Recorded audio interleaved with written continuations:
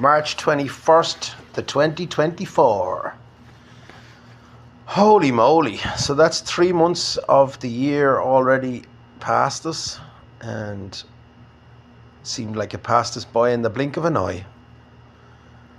I'm here in Horizons 101, which is a 35 floor condo block, I guess.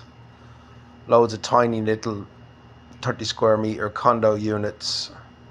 I have the bed, the telly. I could nearly touch the fridge with my leg. If I was 7 foot tall, I'd be able to touch the fridge with my leg.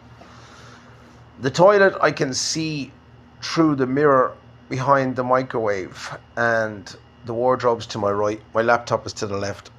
I just finished watching, more or less, a YouTube documentary, a BBC YouTube documentary on the working poor in the UK.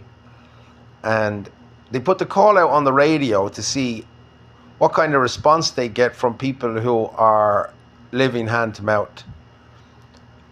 The statistic that shot up at the start was that a third of people working in the UK at the moment don't even have £500 in savings. And then it said we've picked 9 different families and we've been following them around for a year. And so in the first part, it was this father and son who were living in a tent in the back and in the woods. And the father was working 4 days a week and the son is working 3 days a week, and the two of them are killing each other because they're living on beans. But they still get to go down to the local pub and they rub shoulders with other members of the community, and they can put on a brave face and they're still smiling.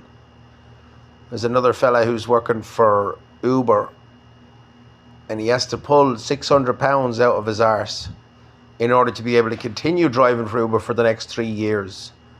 But if he works 7 days a week, close to 12 hours a day, he'll be able to get the 800 quid that he needs. And if he doesn't get the 800 quid, he's not going to be able to keep mind and body together for himself and his wife and his 3 kids.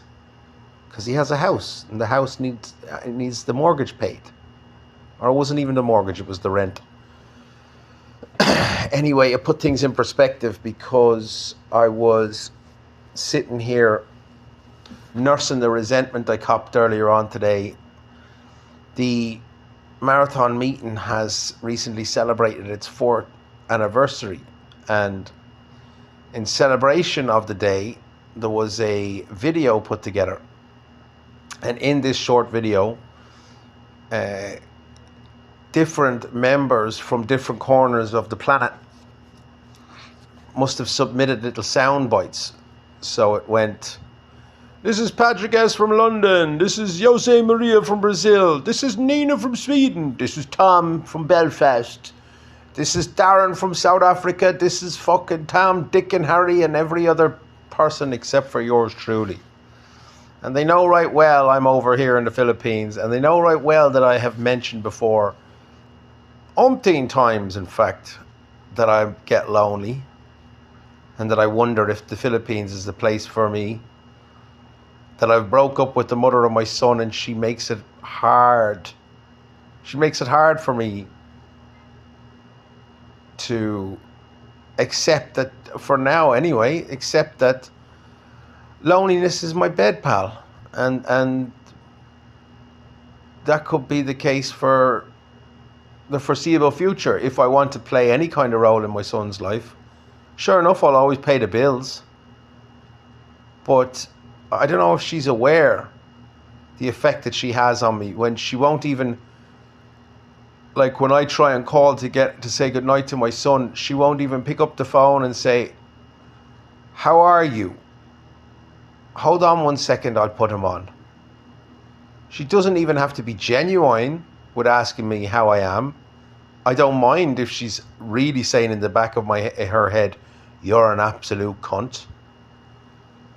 I'm sure that most relationships where there's children involved and there is a breakup, that one parent would be thinking to the other, "I wish that guy would just fuck off and die.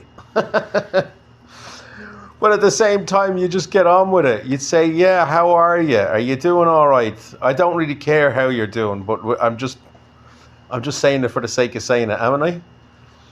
But no, it's co-parenting through the prism of hatred. That's what we're going for. Co-parenting through hatred is what she wants. She's like a frozen turkey. She needs to thaw out, but only time is on my side. It's not on her side. Time is on my side. I'm looking at on this smart TV now, because I have the YouTube thing paused for long enough. There's an incredible view from space. I'm looking at Mexico, and it had reminded me of this video that I seen a while where the camera starts off in the inside of a human brain, and it zooms out and it shows the person hugging his partner, and then it zooms out and the two of them were in an apartment, and then it zooms out again and it's above a city, and then it zooms out again and it's above a continent, and then it zooms out again and it's above planet Earth, and then it zooms out again and it's the Milky Way, and then it's the fucking solar system. And even in on top of that, the neurons within our brain, there'd be a world happening at subatomic particle levels.